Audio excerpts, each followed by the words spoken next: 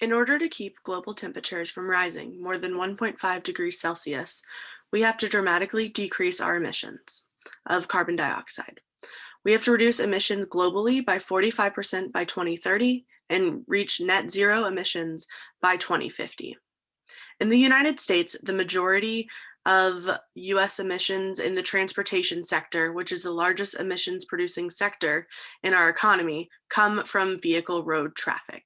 So individuals driving their cars from one place to another. EVs, electric vehicles, have the ability to reduce greenhouse gas emissions. However, the adoption rate of electric vehicles over space is not the same.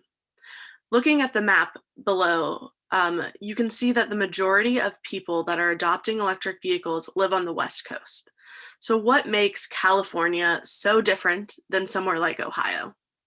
Well, there's a number of different things that impact why California has much higher adoption rates.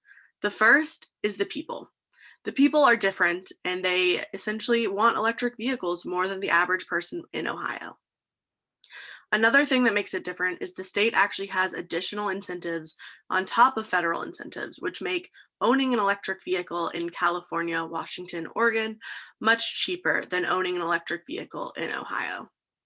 And the third thing that most people have not considered previously is that the emissions reduction from owning an electric vehicle in California is actually much higher than the emissions reduction from owning a vehicle in Ohio. That's because in California, the majority of their electricity comes from green energy sources, such as wind and solar power. Whereas in Ohio, we're much more fossil fuel dependent, especially on natural gas.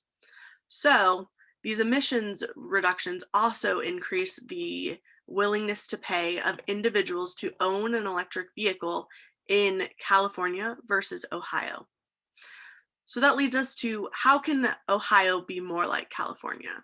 Well, we can increase incentives and we can invest in renewable energy. If we do these two things, then we'll be able to close a lot of the gap of adoption of electric vehicles between incentives and emissions reductions in terms of how we actually produce electricity. In order to get to 45% emissions reductions by 2030 and net zero emissions by 2050, we are going to need a lot more electric vehicle adoption across the country. So we need to learn from states that are doing things better than we are.